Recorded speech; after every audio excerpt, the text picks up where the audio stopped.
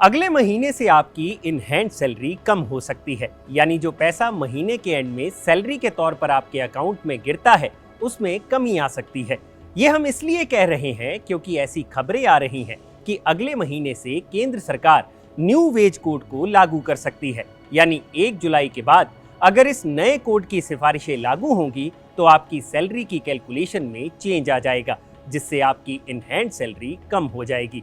लेकिन अब सवाल ये है कि सैलरी को लेकर ये नया वेज कोड आखिर कहता क्या है और इसके लागू होने से आपकी कितनी सैलरी कम होगी। तो इस वीडियो में हम आपको पूरी कैलकुलेशन के साथ बताएंगे कि नए वेज कोड से आपकी सैलरी पर कैसे और कितना फर्क पड़ेगा।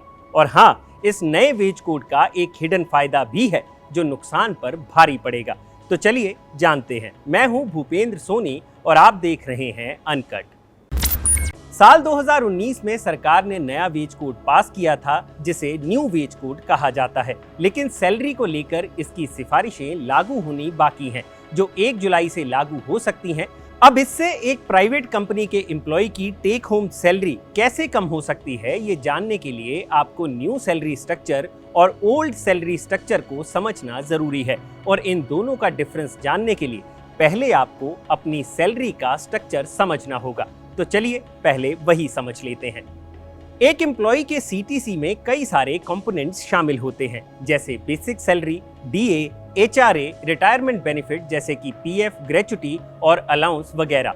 अब ये जो आपकी बेसिक सैलरी होती है, इसी पर आपका पीएफ जो है वो कैलकुलेट होता है। अब ओल्ड सैलरी स्ट्रक्चर में क्या होता था कि जो आपकी बेसिक सैलरी होती थी वो आपकी एक्चुअल सैलरी का 35 से 40% ही होती थी। अब जैसा कि हमने बताया कि नियम ये कहते हैं कि कोई भी कंपनी बेसिक सैलरी का 12% हिस्सा एम्प्लॉय का काटेगी और उतना ही हिस्सा अपनी तरफ से इसमें जोड़ेगी और टोटल अमाउंट पीएफ के तौर पर एम्प्लॉय के पीएफ अकाउंट में जमा करवाएगी और बाकी की सैलरी एम्प्लॉय के अकाउंट में क्रेडिट हो जाएगी। लेकिन अब न्यू सैलरी स्ट्रक्चर ये कहता है कि एम्प्लॉय की जो बेसिक सैलरी होगी वो उसकी एक्चुअल सैलरी का 50% ही होगी। यानी पहले जहां ओल्ड सैलरी स्ट्रक्चर के तहत बेसिक सैलरी 35 से 40% होती थी, वो अब 50% होगी। बस यही वो फर्क है जिससे आपकी इन हैंड सैलरी कम हो जाएगी। नहीं समझे तो और आसानी से समझ लेते हैं। अब ओल्ड सैलरी स्ट्रक्चर पर जहां मान लीजिए 40% पर आपका 12% पीएफ का पोर्शन कटता था, वो अब 50% पर कटेगा, जिससे आपकी टेक होम सैलरी कम हो जाएगी। एग्जाम्पल के तौर पर अगर आपकी एक्चुअल सैलरी 50,000 रुपए महीना है तो ओल्ड सैलरी स्ट्रक्चर के तहत आपकी बेसिक सैलरी हो गई 40% यानी 20,000 रुपए। अब इस पर आपका 12% पीएफ कट गया और कंपनी का 12% भी कट गया, जो ज्यादातर आपके सीटीसी का ही पार्ट होता है। तो ये हो गया 20,000 इंटू 24% यानी 4,800 रुपए। अब इसमें अगर हम टैक्स को फिलहाल के लिए भूल जाएं तो आपकी इन हैंड सैलरी हो गई 50,000 माइनस 4800, जो बनती है 45,200 रुपए। अब आते हैं न्यू सैलरी स्ट्रक्चर पर। आपकी एक्चुअल सैलरी है 50,000 रुपए महीना।